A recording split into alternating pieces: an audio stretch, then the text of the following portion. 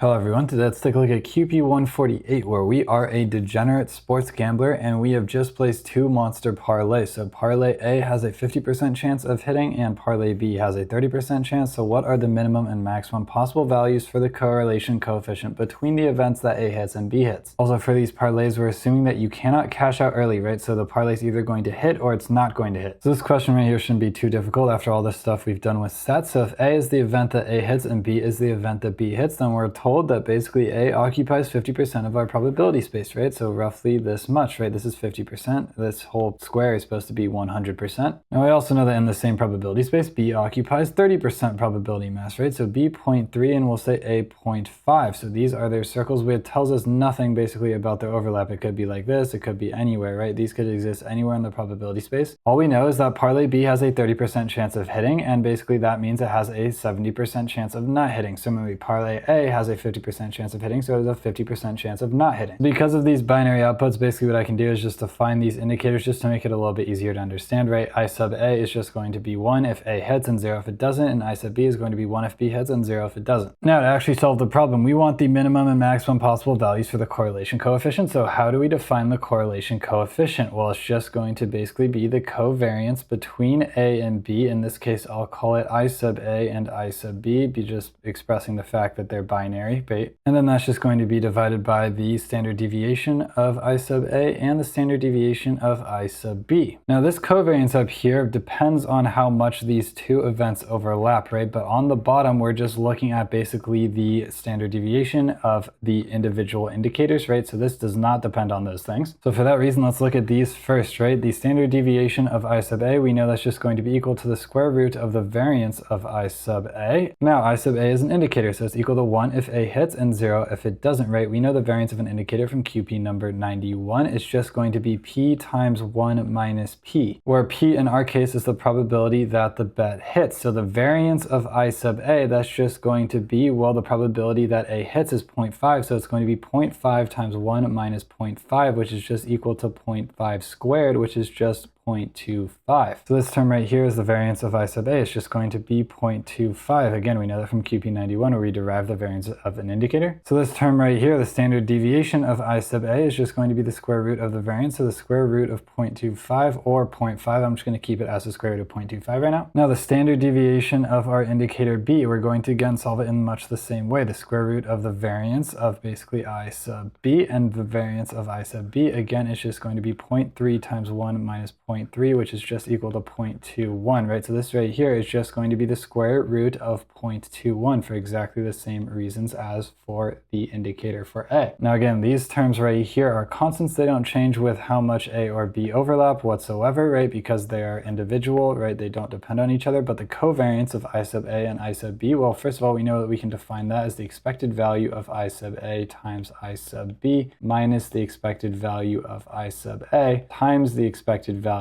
of I sub B. This is from Quantipus number 147. Now you'll also notice that these terms right here are also fixed. What's the expected value of an indicator? Well, it's just the probability that it's equal to 1. We've been over this a million times. The probability that I sub A is equal to 1 is just going to be basically, well, 0.5, right? The probability that it's equal to 1, obviously the probability it hits, right? So the expected value of I sub B is just going to be 0.3 because that's the probability that it hits. Now the only term left to look at is the expected value of I sub A times I sub B, but we've looked at this before too, right? This is just going to be equal to the probability that I sub A is equal to 1 and I sub B is equal to 1 as well. Why is that? Well, when we multiply two indicators, an indicator is either equal to 1 or 0. So only when they're both 1 will their multiplication value be 1 as well, right? For the other values, right, if we had a 1 here and a 0 here, well, then that's going to be 0. If we have a 0 here and a 1 here, then it's also going to be 0. And obviously, if we have two zeros, it's also going to be 0, right? So the only time that that's equal to 1 is going to be when they're both equal to 1. And again, the expected value of an indicator is just equal to the probability that it's equal to 1 times 1 plus the probability that it's equal to 0 times 0, right? So we're just going to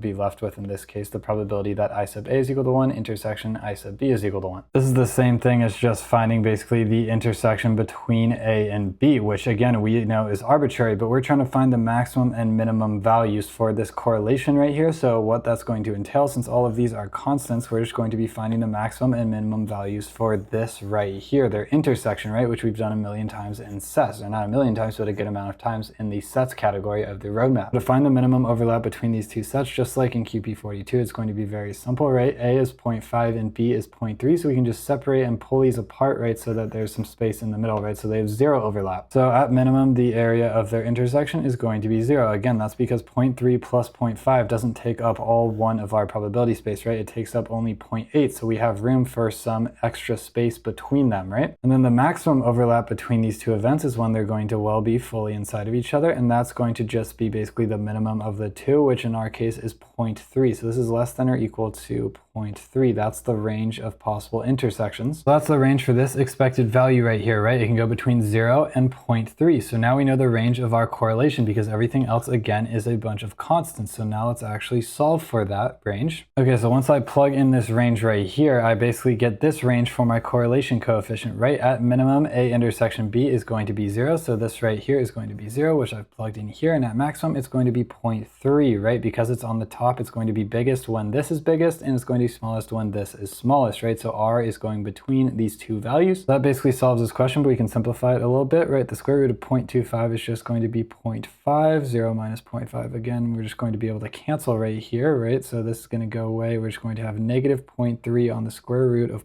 0.21. Now on this side, we can factor out a 0.3 like so. We'll just get 0.3 times 1 minus 0.5, which again is just going to be 0.5 right here. And again, we can cancel this 0.5 because this here is 0.5, right? So right here, we're just going to get 0.3 divided by the square root of 0.21, right? So the same on both sides, just with sign flipped. Now, one more small thing I can do to simplify is just realize that 0.21 is 0.3 times 0.7, right? And on the top, we could just express this as basically this squared, but the square root of that. So now we have everything in terms of a square root. So this is just going to be equal to basically 0.3 squared on 0.3 times 0.7, all of that, the square root of that. We can cancel a 0.3 here, right? And we'll just be left with basically 0.3 on top, and then we'll have 0.7 on the bottom. We multiply both top and bottom by 10. Again, it's just going to be the same thing, right? As root 3 on 7. And for the exact same reasons, we're going to have negative root 3 on 7 on this side over here. So that's the best looking way that we're going to be able to write it, right? R, the correlation coefficient, is going to be greater than or equal to negative the square root of 3 on 7, and it's going to be less than or equal to, well, the square root of 3 on 7. This is going to be our final answer right here. R is going to be minimized. It's going to be equal to negative root 3 on 7 when basically B and A are as far away from each other as possible, right? They have no overlap. We would expect that because if there's no overlap, then there's no chance of them happening at the same time, right? So we should have some pretty bad correlation, right? So if one happens, then the other one is definitely not going to happen, right? So we should have negative correlation, which we do. And R can never be perfect negative correlation, right? Because even when A and B are maximally spread out, right? If B, for instance, doesn't happen, well, then it's still possible that A doesn't happen either, right? It's not perfectly negatively correlated. And then we're going to have maximum possible correlation when B is fully inside of A, when it's going to be root 3 on 7, right? That makes sense because it's pretty high correlation, because when B happens, we are guaranteed to have A happen as well, right? So there should be pretty high correlation, but again, it's not going to be perfect because B doesn't occupy all 100% of A. The event A could happen while B doesn't happen, right? That would be all of this area right here, and that's the reason why it's not perfect, right? Perfect correlation.